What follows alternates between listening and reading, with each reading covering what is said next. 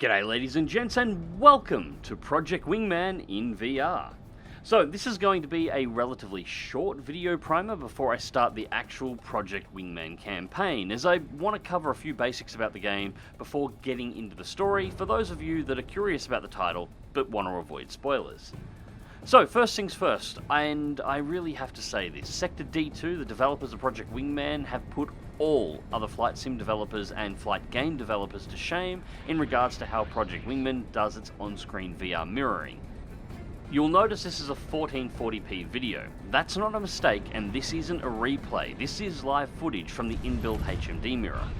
Where other developers have the on-screen mirror either display a stereoscopic image that divides your recording space in half, or displays just one eye but in portrait mode, limiting your recording options, Project Wingman not only displays a full-screen image at your monitor's display aspect and resolution by default, but it allows you to change the resolution of the mirror and the aspect to whatever you would like to see, or in my case record, as if it was a normal on-screen display.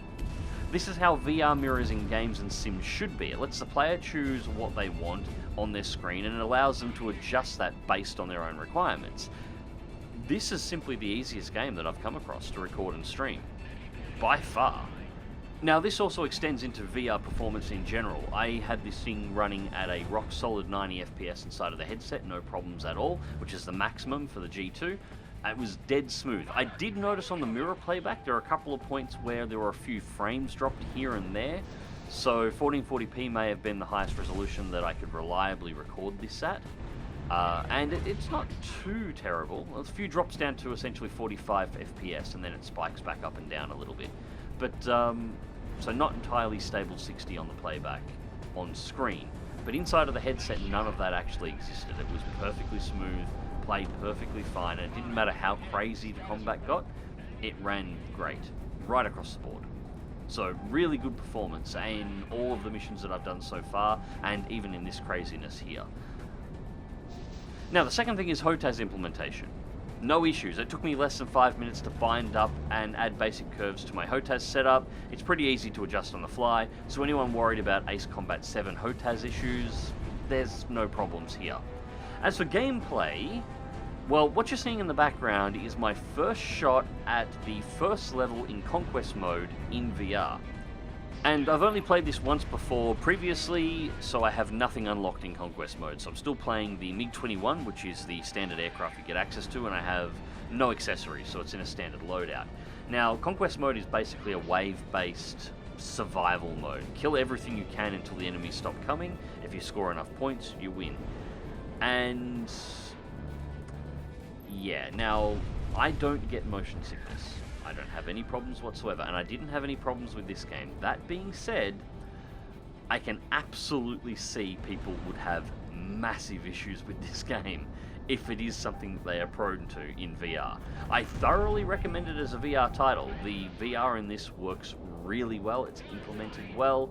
The controls with mouse were a little confusing in the first place because there's a cursor that only seems to sometimes show up, until I realized that I could just grab the joystick and I could control everything that way and just use the trigger once the controls were bound up, so it didn't really matter all that much. But if you're somebody who is prone to motion sickness inside of VR, or prone to motion sickness in general, it might be worth waiting for you to get your VR legs before trying this one. Because, yeah, I'm sure you're watching the background at the moment and you're getting the idea. I've actually had to cut the live microphone recording completely out of this replay because all it was 15 minutes of me cackling like a crazy person. I had an absolute ball flying this, but, and I'm gonna love completing the rest of the campaign. I am having huge amounts of fun. But I can absolutely see how this game would be a nightmare for those that have issues with motion sickness or VR sickness in general. So get your VR legs and then try this one out. If you've already got your VR legs, yes, you need to fly this in VR. I think this is the best way to play it. This is just fantastic fun. It's insane. And it is exactly what it says on the box. All the insanity of an Ace Combat title, but flown completely in VR from inside of the cockpit. It's great.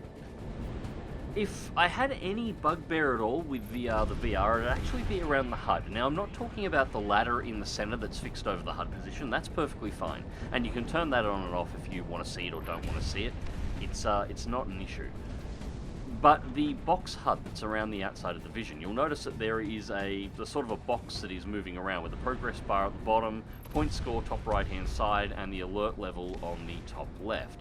This is permanently fixed to your Vision. It doesn't matter where you look, it is always going to follow you around. And this is a little bit frustrating because it can actually be fairly hard to read exactly what's on that if you want to pick it up, because it's always just at the edges of your peripheral vision. I think if the developers end up actually watching this, if you guys end up checking it out or anybody links it through to you, I would take these elements and I would take the War Thunder approach and fix them in points and positions around the cockpit. So say the alert level at a fixed position high over the left wing, the score at a position on the right hand side of the cockpit, maybe low, and with the progress bar or the bar at the bottom set to directly underneath where the gauge would be. So if I want to see the bar, I look down. If I want to see the alert level, I look left over my shoulder, or I can pick it up over my shoulder. If I want to see what my score is, I can look down and to the right. Permanently fixed positions in the cockpit rather than following the view around all the time. That clears the view up and makes it easier to read if you actually want to read it. I did have trouble picking this up, particularly on the left-hand side, due to obviously my issues with my the left-hand vision, the left-hand eye not being quite what it should be. I did have issues reading the left-hand side of the HUD as a result. So if it was in a fixed position, that would be much better. But that's nitpicking at this point. There's not much else that I've got negative to say about this. I mean, the voice acting can sound a little phoned in or a little cringy from time to time, but that's almost par for the course for an Ace Combat style game. You expect it. In fact, if it wasn't that way, it would kind of be missing something. I'm frankly thoroughly impressed. So, anyways, I will be running a playthrough of this. I will be playing through the entire campaign from start to finish, and it's important to note that I have not actually played any of the campaign outside of VR. So I haven't pre-played this at all. I'll be experiencing the game for the first time in a blind playthrough, which is ironic for me, completely in VR and in cockpit. So, this should be a hell of a lot of fun. So at this point, I'm actually going to let this one go through to the end. The engagement runs a little bit longer, and I'll just let you enjoy some of the craziness. And thank you very much for watching, guys. Enjoy the rest of the mayhem, and it really is refreshing to not have anything negative at all to say. So, campaign start on the next mission. If you don't want to be spoiled, don't watch it. If you don't care, please come and join the fun. And until next time, guys, remember to click that like button if you did, share and subscribe if you want to see more, and as always, take care.